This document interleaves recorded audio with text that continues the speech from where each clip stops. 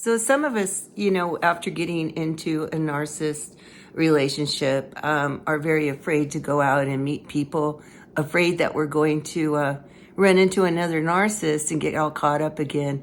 And it's a true fear. So how do we know if it's a narcissist that we're meeting? They walk among us. They're everywhere. They're in your workspace. They're outside. They're at the grocery store. They're in your friend circle. They're in your church. They're everywhere. So how do we identify it? It's not like an AA meeting where they're going to go, "Hi, I'm Bill and I'm a narcissist."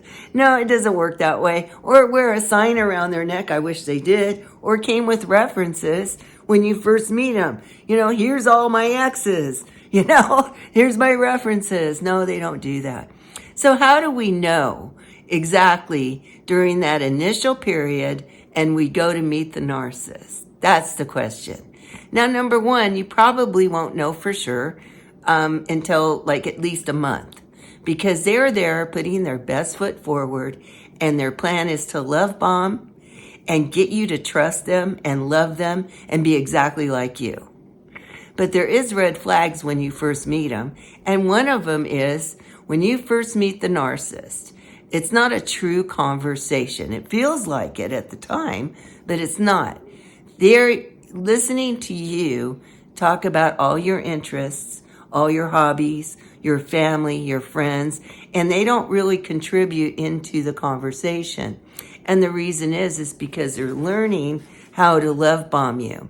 So they're going to mirror you in the beginning, and you essentially actually fall in love with that mirror image of yourself, which proves you're a good person, just saying.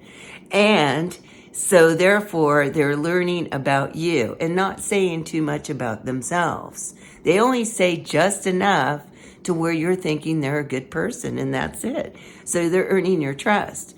And that's in the very beginning.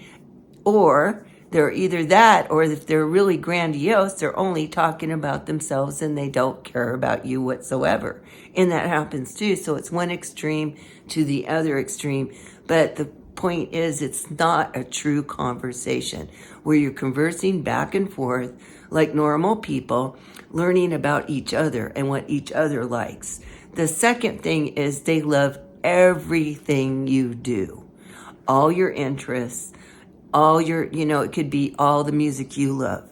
It could be every hobby you have, which is odd. Because normal people, they have at least outside interests from a relationship, and that's what makes it normal and healthy, is they have the outside interest, not just what everything one person likes, and it's really odd because they'll even like your favorite color is their favorite color or whatever, it's interesting, but, so that's another red flag from the beginning.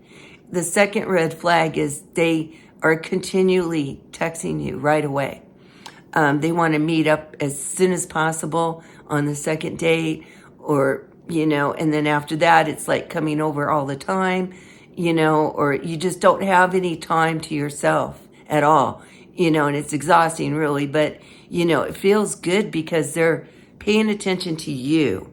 It's all about you at this point because the love bomb is intense. It's too intense and it's too high. So they're continuously texting you all the time. Narcissists love to text. And I noticed that they don't really like to call that much, but they'll text up a storm. So that's another red flag.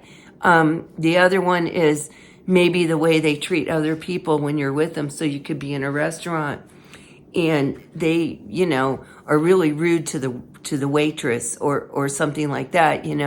That to me is a big red flag. Because narcissists seem to think they're above everybody else, and so they treat other people like they're beneath them, and they're really not, but that's the way they feel. And so that's another red flag. The other one would be, they're asking you all the time when they're not around you where you're at. What are you doing? And that shows signs of insecurity. So when they have this insecurity, that comes out pretty much even in the love bomb stage. Not as prominent as when the love bomb stage is done, but it does come out, it slips out. And they'll be texting you like in the middle of the night. What are you doing where you're at? Are you at the bar? Or, it gets to be a little crazy. So there's a few signs that you may have missed. But if you really truly look back when you were love bombed, you will notice little things that you thought, well, they seem like a good guy and I want this to work. So I don't think that's that big of a deal, but truly it is that big of a deal. So if you catch on to these things, so if you look back, and look at these little things that they did in the first month or two, then you'll be able to look at it now. And when you meet somebody that could be a narcissist, you'll pick up on these red flags very soon. So don't be too afraid to meet new people. Just be aware and have your senses, pick up these things. And the biggest red flag is your gut instinct. If you meet somebody and for some reason they're throwing you off and you're feeling like, I shouldn't be here, it's yourself telling you, get out. So I hope this helps. And please, if you like this content, please like and subscribe. Thank you.